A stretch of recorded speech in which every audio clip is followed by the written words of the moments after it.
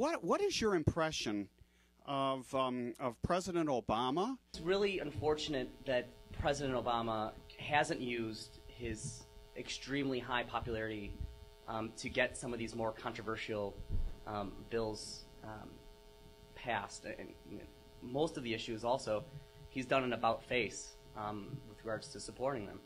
And, he's a politician, so, that kind of goes with the territory. But, I think it's time that we hold our elected representatives to a higher standard when they're campaigning, when they're getting our money to win elections, and then they turn around and they, ignore us when it's, the most important time.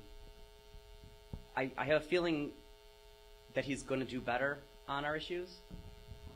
I think that the thing that we wanted him to change the most, that was almost completely in his authority, was to get rid of don't ask, don't tell. And he's really kind of just given up on that issue. A while ago, we discovered, you guys might have discovered this too, that for like a day, almost his entire pro-gay agenda was removed from his website, and it was an accident. Some nefarious webmaster took it down, and I think that was pretty much just a trial balloon to see if people would really care, and people did care, and he put it back up. But I don't really trust that he's going to be supporting any of those agenda items anymore. Well, I'm a Green Party, which is a political party, and I didn't vote for Obama. So my is like, oh, I wish I didn't have to say I told you so pointedly. I had some friends who really, really had a lot of hope. I saw a video that a friend of mine took at the inauguration, and you could see that she was crying. She was so happy, and I knew why she was so happy. And I was sad because I knew what was going to happen.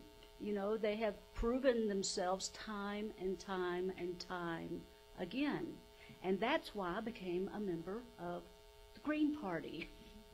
We've gotten to this point because not only the gay community, but every other progressive community has given the damn Democrats a blank check over and over and over again because they know that we don't have any place to go. Well, the thing that I think we have to say is that, look, if we are truly about a civil rights movement, we are not going to allow ourselves to be in the back pocket of any major party. Now, people come back at me and say, oh, but, what kind of civil rights movement or leader wouldn't endorse presidential candidates? I mean, this is absurd. This is awful. Well, Martin Luther King Jr.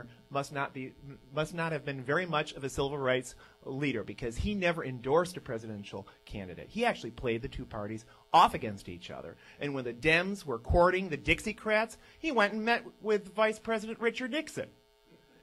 And actually, the reason why the 1963 March on Washington was so powerful was because he refused to allow his community to be in the back pocket of the Democrats.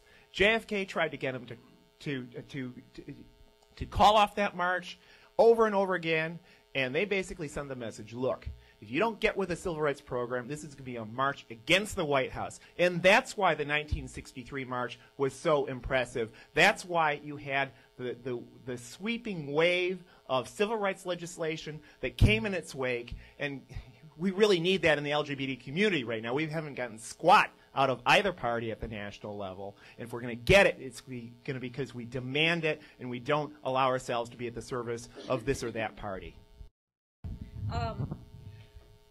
Sometimes I have to take a little bit of a longer view to be a little more optimistic, because in 2002 or 2004, when Barack Obama ran for the Senate, Illinois Now PAC did a questionnaire with all of our issues, and I have to say I was really disappointed in Barack Obama's responses to the LGBT questions that we asked.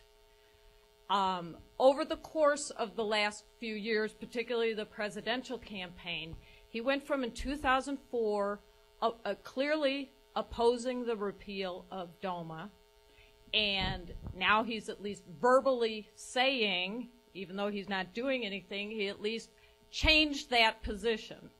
he went from saying on Don't Ask, Don't Tell, he wouldn't answer yes or no, and said, I'd have to see the exact legislation, which, I'm just, yes, exactly. And now he's at least saying we ought to change that.